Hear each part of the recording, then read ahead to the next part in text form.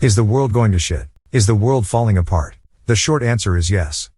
It's hard to deny that the world is in poor condition at the moment. Everywhere you look, there's evidence that things are heading in the wrong direction. Our morals are off-kilter. We have nations and labs designing viruses, we have wars being fought, and we have an economic collapse happening right before our eyes.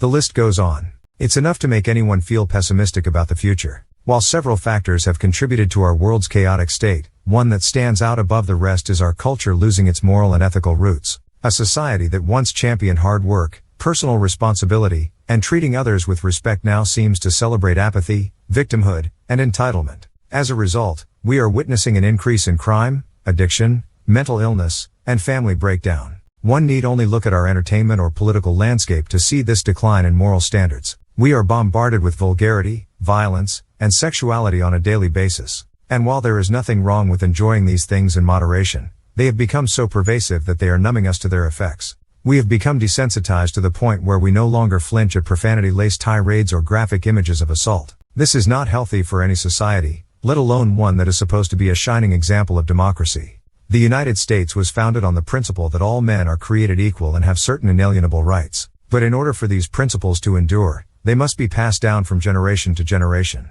Sadly, it seems as though we have lost sight.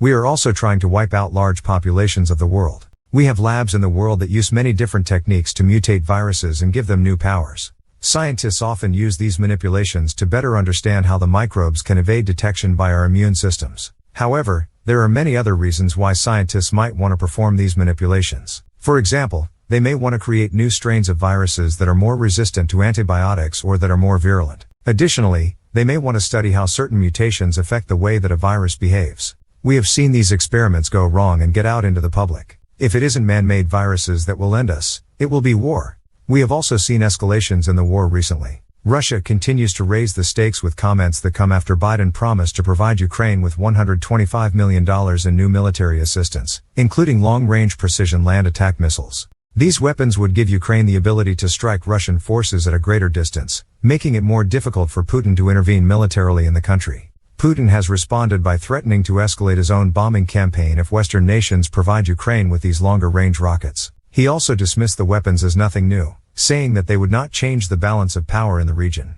One thing is clear, Putin is not going to back down without a fight. And with both sides arming themselves for battle, the conflict in Ukraine is likely to intensify in the months ahead. The prices of basic food commodities have been on the rise in the past year, adding to the concerns of a global food crisis. The main factors behind this are social collapse, the shock of the war, and rising inflation. According to the Food Price Index, the cost of cereals, meat, and dairy products have increased by around 15% since last year. At the same time, conflict and instability in major food-producing countries have disrupted agricultural production and disrupted global trade flows. And finally, inflation has been rising globally, eating into the purchasing power of consumers.